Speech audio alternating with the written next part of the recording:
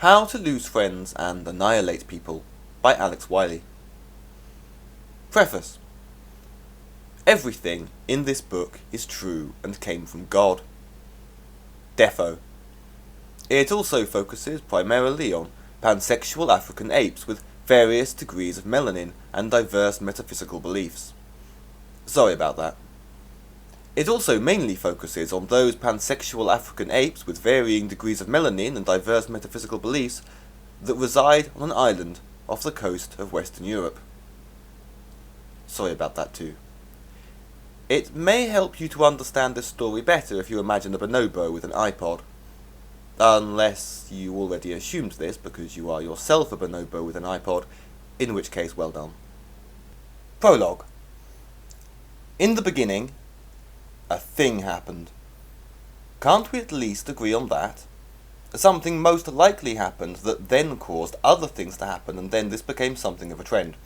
Stuff happened and then more stuff, possibly involving subatomic particles, and then some hydrogen atoms. Rarely do you meet someone who claims to have been there. If you ask your grandparents if they were there, they are likely to deny it. People tend to trust that. Someone who does claim to have been there is almost certainly lying. There is most definitely a widely held belief that there was a beginning, despite a patent lack of any reliable witnesses. In the beginning, there was no good or evil, probably. Some say evil came about because of a snake, a woman, and fruit. Others are skeptical, and yet again it is rare to meet someone who claims to have been there. Some blame the snakes, others blame the women. Fruit seems thus far to have pretty much got away with it. It is possible Fruit feels rather smug about this, or on the other hand, maybe Fruit feels guilty and would like to confess, although again these claims are rarely made. If you ever meet someone who claims to know what Fruit is thinking, do not invite them into your home. Ranting at Fruit gets you nowhere. Seriously, who blames Fruit? Get over it. We were all young once. There would one day come to be a great deal of trouble and evil acts in the world, and the authorities almost never question Fruit. Some say the fruit was metaphorical, so if you ever do want to blame Fruit, ask it if it is metaphorical first. Fruit rarely claims to be metaphorical. Few do. If you wish to eat the fruit as punishment for the fruit's evil deeds, it may be worth reflecting that, if you are Fruit, being eaten is not a very good punishment. In any case, metaphorical fruit is among the most difficult to eat, and has little flavour. If you find metaphorical fruit annoys you, it might be an idea just to ignore it, and hope it goes away. In the end, there will be an ending. Possibly. Part 1. Sometimes a journey on London's Underground can be the quintessence of atheistic despair. It had never quite struck Delia so strongly before. Sure, she had, like many people, called it hell before now, but to believe in such a thing as hell supposes order, and that somebody somewhere is actually running these things.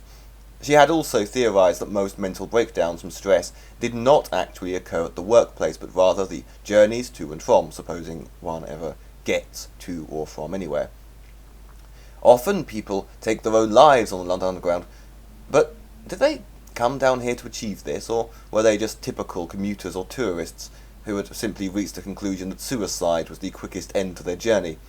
Except a lot of them would probably give up waiting for the arrival of the scheduled train and, with nothing to jump under, just go home. This has surely happened.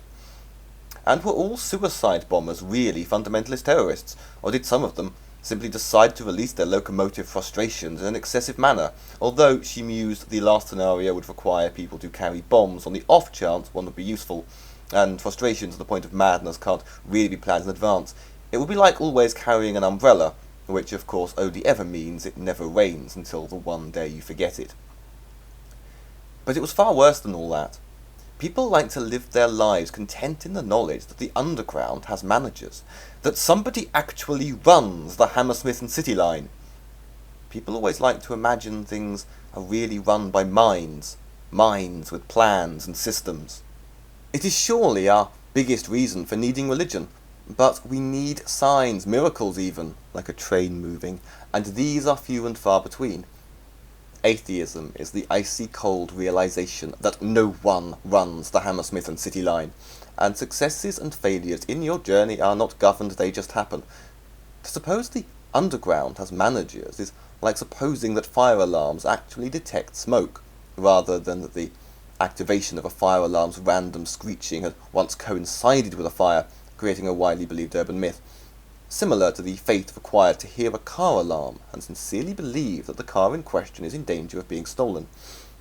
Is there even a little man behind a curtain to create the illusion of management, or, if there really is management, could they not just once send one of them down to journey among the people? Perhaps the visit could end with a ritualistic sacrifice. Not a lot to ask, really.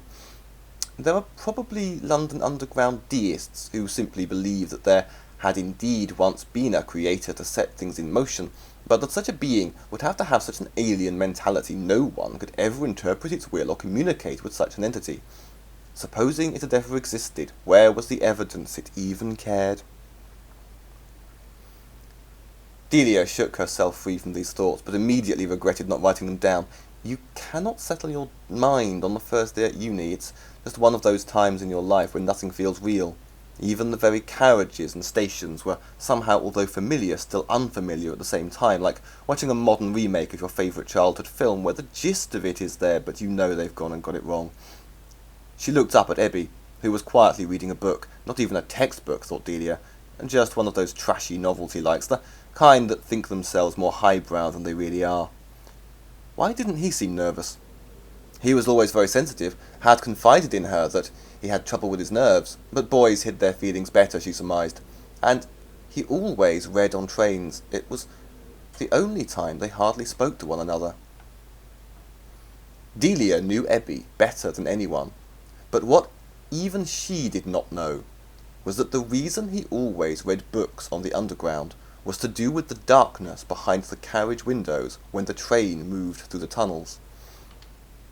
Ebby did not want to catch a glimpse of his own reflection.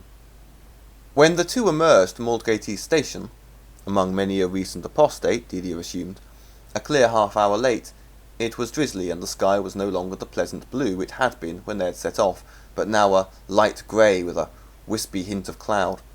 It was busy, too, and among the various impedimenta was a man with a megaphone, not content merely to shout about the end of the world and our lives of sin, but actively stepping into people's way, demanding their attention like a manic fundraiser. For how long has the end been nigh now? Delia nudged Debbie, who smiled. They'd seen a few people like this before, but they tended to be asboed and pushed further and further out of the city until presumably ending up bothering almost no one. The Liverpudlian, with the catchphrase, "You're a sinner or a winner," for example, started out in Oxford Street, and now professes the word of the Lord in a small field in Essex, where if nothing else he scares the foxes away. Occasionally, if you look carefully enough, the real Jesus himself shows up, but generally prefers to dance with the Hare Krishna than hang out with the megaphone types. Obvious when you think about it.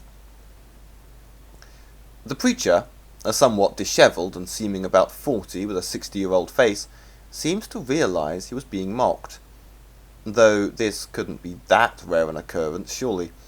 However, being mocked presumably makes a nice change from being totally ignored or avoided most of the day, since, if anything, this seemed to excite more than annoy him. He seemed to find a new favourite word, which was devil. He yelled it at the pair, raising his arm to point at them in a stance resembling a Hollywood witch. "Devil!" he shouted. "Devil! Devil!" His eyes were suddenly like those of a pouncing cat. Ebby, although generally morose and quiet, had rare moments of zest that occasionally would confront people, often with a sly ease of manner. "But there ain't no such thing, silly." Ebby's voice was calm and friendly, and with an affable laugh he added, "The devil don't even exist, does he?" The street preacher stood, still as a waxwork, fixing Ebby with a thoughtful stare. After 2 or 3 seconds he smiled, and, chuckling, wide-eyed, as if with childlike realization, he said, "Oh, yeah!"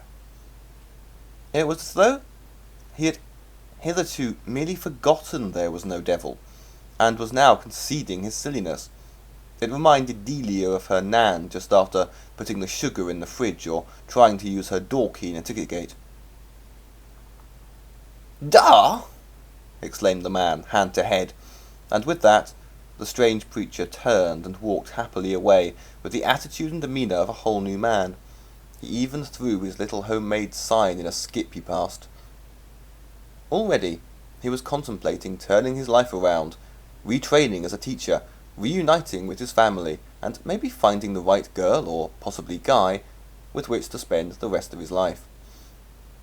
Very occasionally Delia would give Ebbie a slightly studious look, kind of sideways and with narrowed eyes. A lot of people found Ebbie weird, but Delia, often a bit of an oddball herself, was mostly unaware of it, as though she had an almost autistic lack of an indefinable sense most people possess to some degree. These moments of funny looks were fleeting. "What?" said Ebbie. "There ain't." Delia grinned in that way women usually do when they find a man charmingly innocent or hapless, and together they made their way arm in arm towards the university. Delia also thought about weather pixies, who thought it fun to make it rain. Mischievous little things that they were. In a nearby doorway lay a man called Guy. He was 57, an ex-smoker and an Aries. His favourite colour was purple. The Future Life Institute was the real deal. When people say they, it means scientists, as in, they reckon they found a cure for that, or they are now saying you must eat eggs, or is it that you mustn't eat eggs? I lose track. This is the they that they go to in their heads. A massive white mansion, like a hospital, but a posh one without the germs or the cloying sense of despair. A sci-fi world of brightness fueled by millions, no, billions of pounds. Hundreds of people, most in white coats and some with glasses and often carrying clipboards.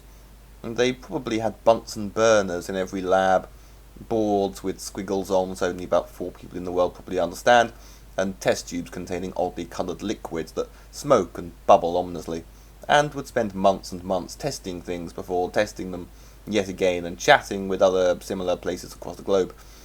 White coats, eye goggles, and clipboards. It wasn't like when they say a vaccination makes children autistic, and then later it turns out they was just a bloke in a shed mouthing off in between batches of homemade ginger beer. This institute was the they, where the proper science happened.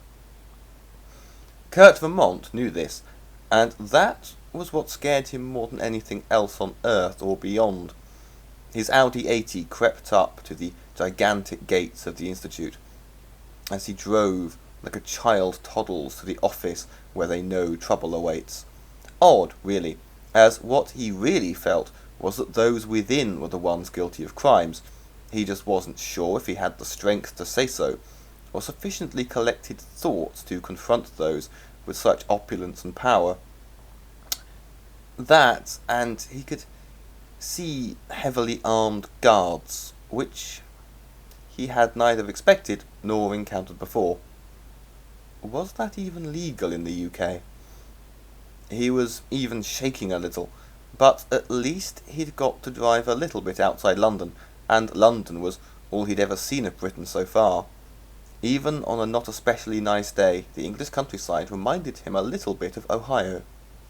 From the inside, Professor D spied the Audi through the blinds.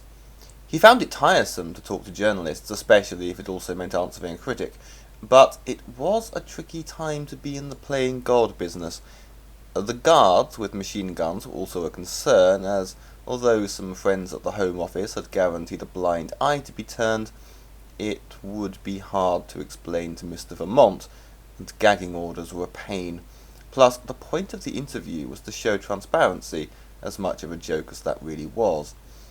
Like so many things, armed guards were a necessary evil, since a number, presumably a group of employees, had absconded with over £1 million worth of equipment and near irreplaceable research. The authorities, no matter how high up, had proved unable to locate them, And it wasn't just about the theft or the betrayal for Dee.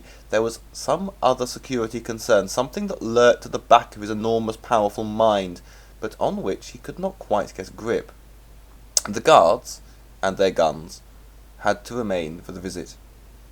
He could bluff Vermont to charm him.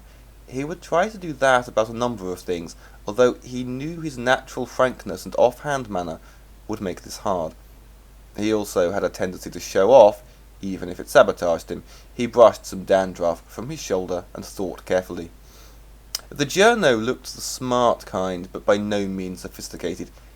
He had that 50s retro look of the conservative American Christian, the kind people used to call squares, the parting, the brown shoes.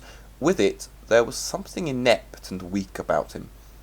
He wouldn't put up a serious fight, not someone who looked like a 30-year-old virgin and quite possibly was, supposing he possessed genitals at all. Vermont flashed his press badge at the security gate and was soon within the grounds of the Institute. A guard pressed for the massive steel doors to unlock and open with an almighty cacophony. The inside of the building seemed like something from Versailles or Vatican City. He almost let himself feel awestruck until the floor of checkered black and white marble made him think of chess. Yes, he thought to himself, that's what I'm here for. We're to play a skillful game of chess. He tried to imagine himself in the movie Frost Nixon, but unfortunately he was a very unlikely David Frost, and actually quite liked and admired Richard Nixon for the most part. Vermont's mind was betraying him, it often did. He inhaled slowly and deeply. He signed in and glanced up at a huge bronze clock hanging above the desk, like an old railway station clock, except held aloft by two stone angels, and by his name he wrote 12:59. The compulsive sort, Vermont liked neither to be late nor early.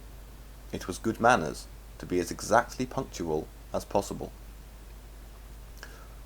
"Do you really need this?" asked the guard, who'd been searching Vermont's bag. He was holding an unbelievably tiny MP3 recorder, of the kind you think superior to a tape recorder until you lose it among loose change or accidentally swallow it without realizing. "I thought you guys all knew shorthand." "It's standard practice these days, actually," replied Vermont. "Protects both the interviewee from misquotation and the interviewer from accusations of such." Then he laughed embarrassedly. "No, actually, I happen not to know shorthand." After a moment of eye contact between the guards, Vermont was issued with a visitor's badge and a sticker for his bag, and allowed to proceed with his MP3 recorder. Dee believed in making visitors wait, especially punctual ones, so he made his way to his office via one of the labs to make a few routine checks. Upon inspecting an array of test tubes containing human and sort of human embryos, he selected one for especially close study, bringing it up to his eyes. After a series of dissatisfied expressions, he tossed the test tube dismissively over his shoulder to smash against the wall, leaving the squishy embryo to slide down the brickwork. By the time it reached the ground, his attention had moved on, and he went through to the next lab. Just as a lab attendant, a spider monkey in a boiler suit, appeared with a tiny dustpan and brush. Some years prior, Delia and Debbie had had a mutual friend from school. His name was Ian. They each owed a lot to him in terms of life experience. He was wild, but he talked a lot of good and evil, accused others of thinking evil more powerful than good, or even wishing for evil to win. He was like that, at least at the end he was. He had a Hitler obsession, for example, no one knows why. To meet him under most circumstances, he seemed normal, at least until later. "Hi," he would say. Then you might discuss music or television. He was terribly normal like that. He was the spirit of fun and rebellion of the group. "Go on," he'd say. "You know you want to." and then they would. And then he started laughing. He stopped washing altogether, or changing his clothes. He laughed a lot, though. It came on gradually, but was quite alarming. If he stayed over at your house, you may not have slept, because he laughed continually throughout the night. It was such a shame. He was only young. Whether it's exactly the same time he started laughing non-stop that he stopped bathing, no one is sure, but the two seem to be related. It had reached a point where pretty much all he did, as if all he could do, was laugh. A strange laugh, like an asthmatic hyena. People still see him now, years on, just wandering through streets and shopping centres. He is known as the Laughing Man of London. Just a boy, though, really. But he'd lost his head, poor thing. It's a very big world. He only laughed all the time, for a quite simple reason. He laughed every time, somewhere in the world, the devil wins. "The Professor will see you now." As he looked up from his notepad, Vermont immediately noticed two things about the owner of this voice. The first was that she was, without a doubt, the most beautiful woman he had ever laid eyes on, or that anyone had ever seen or ever would, he thought, and he was not at all prone to these kinds of thoughts. With a bronzed skin, long, dark, wavy hair cascading freely to her waist, and her massive brown eyes, she was a woman who could in an instant turn any gay man straight, or any straight woman gay. Vermont was glad he had a satchel on his lap. Then he noticed a second thing about her. The second thing he noticed about her was that she was completely naked. This is rarely the second thing one notices about someone. As he followed the woman down the corridor, he simply couldn't take his eyes off of her. Everything about her was so perfect. He found himself at once greatly aroused, but also somewhat concerned. Had she been hypnotized into not realizing she had no clothes on? Was this the effect of some new drug? Should he ask her about it? She also seemed so young, sort of. Anywhere between 18 and 25. But through her beautifully feminine body shone eyes that could have belonged to a 7-year-old. The office Professor D used for visitors was rich and oaky, but spotlessly clean except for a hint of imaginary dust. D wore an Italian suit and a scent that actually smelt of money and power distilled. "Mr. Vermont? Professor D?" They shook hands and D gestured for Vermont to sit. "Tea? Coffee?" inquired the beautiful naked woman. "Do you know you're naked?" was one of the things Vermont thought but struggled not to say. "You have amazing breasts. May I please touch them?" was another. "Oh, tea, please," was what he actually said. He had acquired a taste for tea over the past couple of weeks. "Make that 2, please, Canary." The naked woman, whom Vermont now supposed was called Canary, smiled sweetly, which she often did, and turned and left. Professor D could read the bewilderment on Vermont's face. It was one of those faces that actually somehow looked like a question mark. "You can try to tell her if you like. She will just look momentarily confused and shake it off." "Does it bother anyone?" "Not really. I would say it adds a little colour. Now," D leant forward with an intense stare, "you are about to ask me if I have the right to play God. Oh, sorry, I shall let you turn your little recording device on first." Vermont smiled awkwardly and activated the tiny, shiny stick and cursed internally.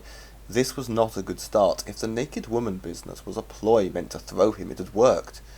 And mention it in the article, and he might just end up looking insane. Leaving small-town America, he had quickly become aware how easy it is for sensible, reasonable people to look crazy to much of the world. And truth is, Dee continued, we have been increasingly playing God for centuries, have we not? Every generation has had its heretics. Time was you were not allowed to dissect human bodies. Joseph Lister met opposition from the church when he wanted to give the right to anesthetics to women in labour. With respect, Professor, I really don't think it's the same thing at all. We are controlling life, making new life forms, fiddling with the design. Everything's changing too fast, and people have the right to be concerned. Maybe, but where do you draw the line? What we do here could save your life one day, or your brother, or your child. Thank you for the we, by the way. I'm sorry? You did not say science, and you did not point accusatively at me. It is, you say, we, who are doing these things. You mean the human race. I think some of us have more say than others. That has always been so, and always will be. So, you feel that your abilities, your influence, they entitle you to do what you want. Others are just men, but you are Superman? You said it, Kurt, not I. Dee was an arch man, and this remark was intended to rile Vermont, and it worked. Power is a lie, said Kurt. It only means you lose power over yourself. Hubris like yours can only end in tears. I can assure you, Mr. Vermont, I'm in total control. And where is this god of yours, anyway? This invisible man who once lived up a mountain, and then the tallest mountain in the world, and then the skies, before becoming what? An invisible gas? You ask how the tides move, we say the moon. So you ask who put the moon there. Eventually, he will have to live just before the Big Bang, as it will be the only gap left for him to fill. There's somebody behind you. No, there isn't, and why did you say that? I've really no idea.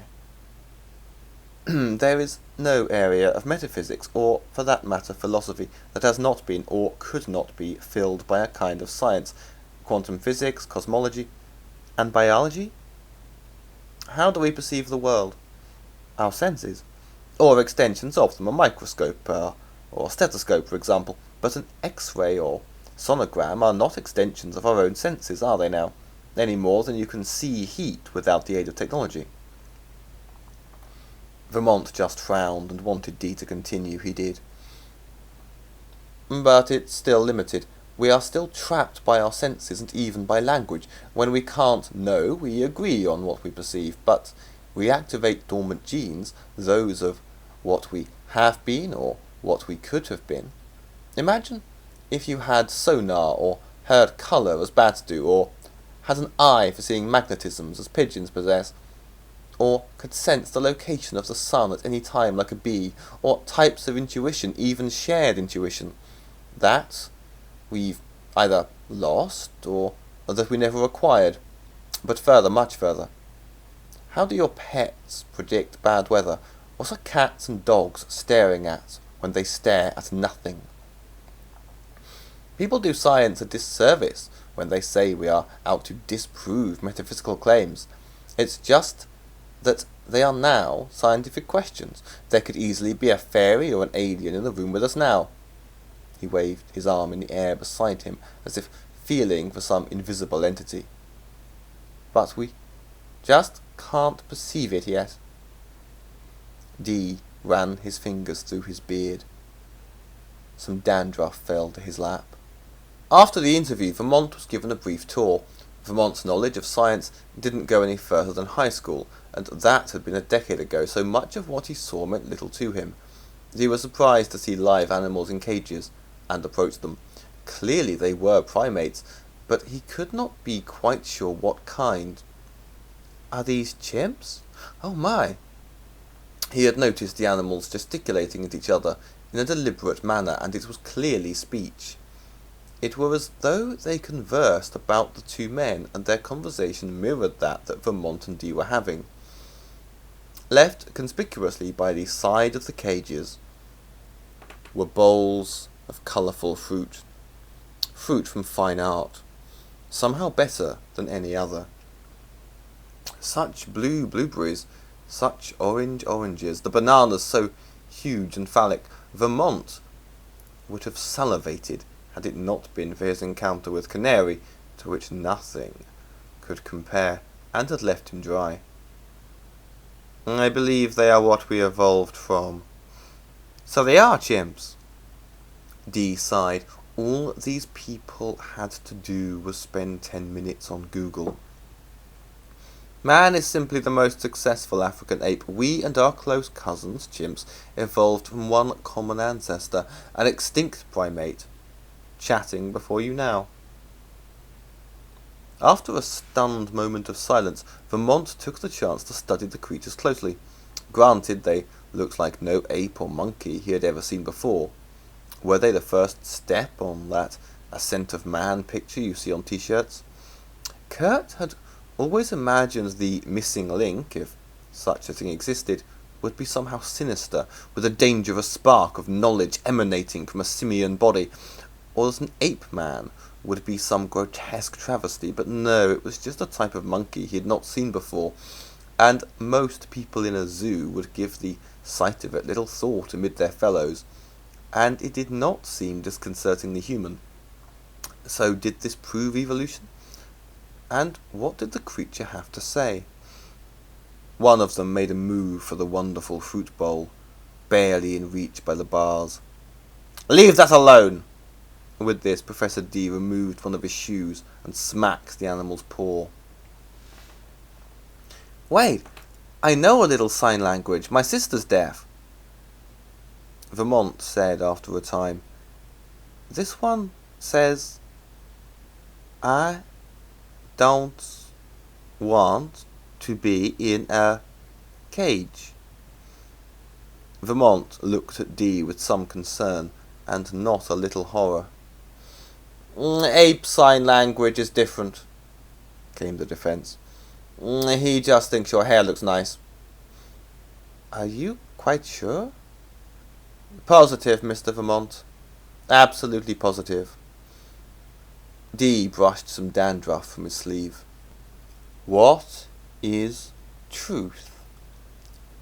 Dr. Morwood scrawled the question on his whiteboard as he yelled, dramatically, "Discuss."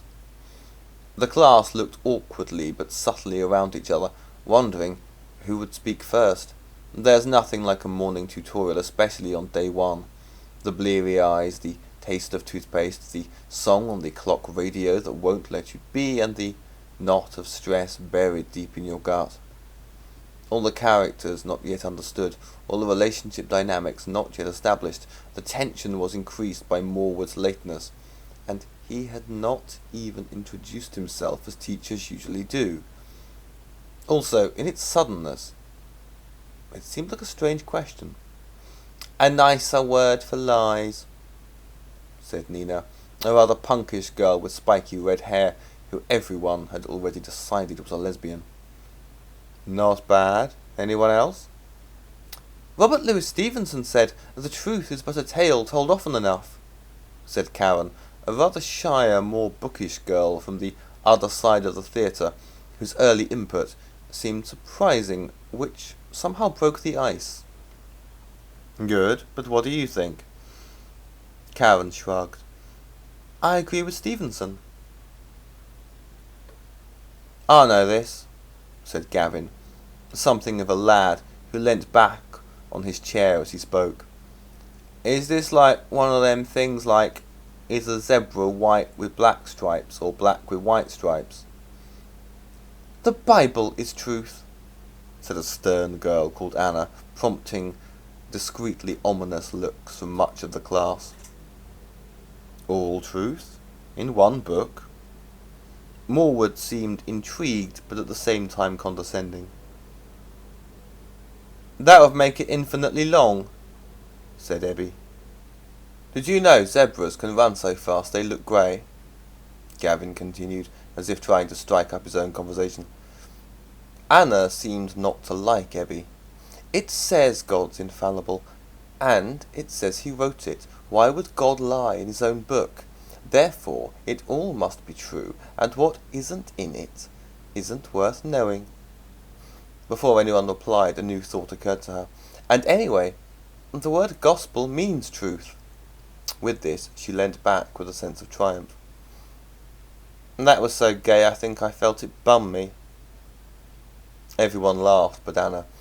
There was something about the way Ebby had spoken, earnestness or innocence, like he didn't even know his frankness was rude. These few seconds, when the whole class laughed, were Ebby at the most popular he had ever been in his life. But he almost didn't seem to care. He tore out a sheet of paper, wrote "This is a fact" on it, and then below wrote the word "truth," with an arrow pointing toward the statement.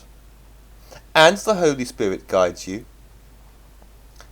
And if someone else feels the same thing but calls it Krishna?" Anna shook her head. No, if you called the Holy Spirit Krishna, he'd correct you." "I think God must have been created," said Debbie. "I could never believe something so perfect could come about by chance." The class laughed again. Morwood was pleased too, but nonetheless felt compelled to locate the name Ebenezer Castle on his clipboard and make a tiny note. He assured himself this was purely because of how he came across, and dismissing the fleeting paranoia he disliked his ethnic appearance or accent, which he supposed were Eastern European, though that didn't match the name. "Truth is how we use language to try to make sense of an unfathomable universe," Ebby proclaimed. "So all we ever really debate is semantics. You cannot debate truth, as language is, like any medium, unlike reality, as it is limited and subjective. Also, I don't believe zebras can turn grey by running fast." Morwood smiled. "Very good. New topic, then." "There's somebody behind you." "I'm sorry?" "Oh, nothing." "Could two zebras shag so fast they make a grey baby?" That last question came from Gavin. Gavin, incidentally, wasn't entirely sure about Ebby. Now, he had no reason to think Ebby was a Spurs fan, but strongly suspected that he was. The word gospel means good news. Although zebras often have a white underbelly, in a zebra's womb the gene which gives the zebra its black fur kicks in earlier than the white. They also have black noses. Some have spots instead of stripes. Some have neither. Delia and Debbie made their way back to the station in heavy rain, both sheltering under Delia's umbrella. Although not actually a couple, they would give to any observer the impression of a deep love as they walked with each leaning on the other. It was one of those scenes that made rain romantic. Though by no means a couple, which they never would be, they would gladly have walked together far more if the station had not been so close. Delia had never had a proper boyfriend, and did not consider herself attractive. With her short hair as a child, coupled with her never dressing in a pretty or feminine way, many had called her Del for short, which she didn't mind when she was growing up, but it bothered her now. She wasn't really masculine, just a little boyish, but in a sweet elfin way. She was not tall by a long way, not sexy or shapely, not much of a woman perhaps, but her eyes were the largest imaginable, and some shade of some colour not quite found anywhere else in nature. Out of one of the doorways of HMV came an old homeless man. He seemed unwell. Some would assume drunk or high on something. Always charitable, Delia reached into her pocket for some change. The homeless man shook his head. "I have half a sandwich in my bag. Do you like tuna?" The man shook his head again. "I may have some biscuits." She rustled around. "Insulin." The man could barely speak, and was now holding on to Delia to steady himself. "Didn't get to the doctor. Need insulin." Ebby took out his mobile and dialed 999, asking for an ambulance to be sent to Aldgate East Station. "They won't get her in time," Delia screamed, holding the man. "There's a box there with some insulin and a syringe. Be an angel and pass it to me. She nodded at the road. Debbie looked to where Delia had nodded, and there was nothing but an old bit of brick, lying a few feet away from a skip on the roadside. Are you mental? It's right there. He looked at her like she was insane. She really could see insulin and a syringe. Debbie knew it was just a brick. Why would somebody just leave a medicine on the side of a road? Does it matter? Just pass it to me, for heaven's sake. The man was fading out of consciousness now, his head in Delia's arms. The last discernible thing the man could utter was, There's somebody behind you. Yes, Delia smiled. His name's Debbie. He's my mate. If you think that bit of brick is insulin and a syringe, you come and get it. I'll sit with the tramp and see what you do with it. That old dirty half a bloody brick, I mean. It has to be you. I don't know why. Just see what I see. What the hell are you talking about? Delia was crying now. Please, please, for the love of God, just pick it up and pass it to me. Seeing a homeless man die on the street is indescribably sad. A romantic ignoramus might say that if you lived your life on the streets you would wish to die there. But no.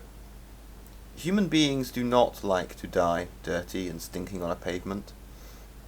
Guy hadn't. His favourite colour had been purple, and he had liked Jaffa cakes a lot. Before the ambulance arrived, more than 10 minutes later, Delia looked at Debbie with a curious mixture of reproach and disappointment. Neither he nor Delia herself quite knew why. And the old bit of brick remained an old bit of brick, and went undisturbed. The bonobo is a type of chimp. Like other chimps, they are an African ape. Apes tend to be very curious. This can be dangerous, but is also often a strength. A mixture of curiosity and necessity can lead to many things. If a type of ape found itself wearing clothes, reasoning, making tools and talking, and observed that other animals do not do this, such an ape would doubtless want to know why. Why is the sort of question you would expect from someone very curious, and only a people very curious would find themselves in such a position. Whichever bit of the brain it is that makes someone exclaim, "What the fuck?" would probably kick in. The bonobo possesses the greatest sense of itself and of others of any animal besides humans. They have empathy to the point of, your paw is injured, I know what it feels like to have an injured paw, and therefore I will help you. Bonobos will gather round an injured fellow, at least one of the same tribe. They are capable of more empathy, mercy, and compassion than is usually observed in any creature outside of human beings. They are the only animals besides humans known to have sex in the missionary position, even hedgehogs and porcupines do it doggy fashion, or to enjoy oral sex. They have an awful lot of recreational sex, although this quality is not quite unique to them. Bonobos are also the only animal, bar humans, that have tribal warfare or violent purges. They can decide that the tribe on the opposite side of the river are evil and should die, a bit like the Mersey. They may also drive out strangers or cull the different among them. They are the Jekyll and Hyde of the animal kingdom, except for one other species. Humans are bonobos with computers and t-shirts, or, if you like, bonobos are humans that don't have computers and t-shirts.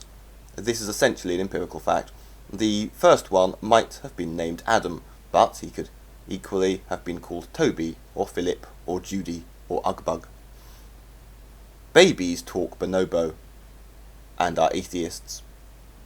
The modern world contains many notions of what is right and wrong, or good and evil.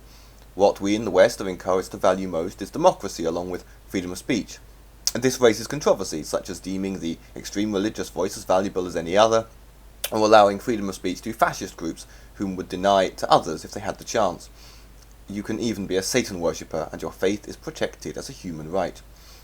One such group infiltrated the Future Life Institute, but disappeared without anybody knowing what they were. and no one, even Professor D, knew the full implications of what they had stolen. On this night, the stolen goods in question were now making their way up Primrose Hill, perambulated with the aid of an old bogey by 3 of the Moroi, the scientific elite of satanic witchcraft. "Did it have to be so heavy?" complained Damianetta. "I don't see why we need the hill anyway." "Stop complaining," hissed Beelzebubina. "It's not much further now." "I'm cold," said Lizzie. "It'll warm up soon enough." Damianetta tired of her colleagues, but the mission was nearly done. It was a clear, crisp night, and the top of the hill was fortuitously deserted. "The hill," Damianetta panted, "is to disseminate the iodine gas across London effectively." "Won't the Normlings notice?" asked Lizzie. "What matter if they do?" "I don't understand the point of the iodine anyway. The Pre Morse will vivify him whatever." "Just a precautionary measure," explained Lizzie. "At the moment, he's at a halfway stage, more than a tadpole, less than an amphibian. This happens sometimes with salamanders, and injections of iodine have proven effective to complete the maturity. We need only the tiniest amount to reach his lungs. The effect on anyone else is immaterial." "It may be of the least of London's concerns anyway," said Beelzebubina. "We have not the faintest idea what the side effects will be when we activate." Lizzie looked decidedly nervous. The other 2 had always considered her the weak link, but she was book-smart and good at admin. "Let us join hands," said Damianetta. "We must remind ourselves why we do this." The 3 linked and huddled, though mainly for warmth. "This is the epoch of the age of the behemoth. He is the cancer of the heart, and the cancer of the soul, and the cancer of the world. He crouches like a spider on the minds and words of men, and sees the id of every human, and knows the truth of us. Tempter, accuser, and adversary of the hypocrite and the deluded, he cuts through this world like a knife, and holds our existence in his talons. He sees every grain that sits in the glass, and ensures they must fall. Now, let us open the Pre Morse." "It's a bit steampunk," said Beelzebubina. It was cold. The vapour from her breath annoyed her. The large, ornate cabinet from the bogey had been uncovered and opened, and what had unfolded looked like something H.G. Wells would have dreamt up. "Where metaphor meets metafact has no room for electronics. It just goes haywire." Lizzie peered over tiny glasses. "I did write a paper on the subject." "I preferred that other thing we took. It were bigger and it actually looked like a weapon that could destroy the world." "Man's evil," snapped Damianetta, "is a matter for later." With that, she produced the vial of iodine and slid it into the back of the Pre Morse, before cranking a handle to thrust the spout, which looked like the horn of a gramophone, up 20 feet into the air. Then she yanked a lever on the side, and the heart of the machine, a glass tube, ignited with multicoloured fires. Both the machine and the 3 weird figures were oddly beautiful when illuminated in such a way. "Haven't we forgotten something?" said Beelzebubina, producing a bottle of vintage champagne she'd pilfered from her time at the Vatican. "Wasn't sure how to mark the occasion, and thought I might never get another chance to drink this." "Good plan, sister," said Damianetta, as Beelzebubina handed out champagne flutes from her handbag and popped the cork from the bottle. Some foam spilt out onto the earth. "One man to rule them all, one man to find them, one man to bring them all, and in the darkness bind them." Too derivative? There was a pressure in the air to think of a toast, and after a few moments Lizzie came out with, "He rises!" The 3 of them smiled. "He rises!" they all repeated in perfect unison, clinking and raising their glasses. The Pre Morse bubbled and shook into life, and soon a bright white light came forth, and then black smoke, and then the machine combusted utterly, a tidal wave of flame taking out the 3 Moroi, leaving nothing but ashes as it shot purposefully through the air. The fire would seek out one location, and then another. It was late at the Institute. It often was. Dee and some close colleagues were running on nothing but vending machine chocolate and coffee. This wasn't just Dee being a slave driver. This was shared obsession. It was not enough to find and reproduce the origins of man. They wanted to know the code for everything, the mechanics of the very universe. Once in a while, in the world of scientific research, you really do have a eureka moment, not terribly often. But when it came, the thrill was like 1,000 orgasms. But scientific research is a world of dead ends and U-turns. They were chasing something, and like a rainbow it haunted, but never really seemed to grow any closer. Often Dee's mind would float over to his fantasy project, his pipe dream.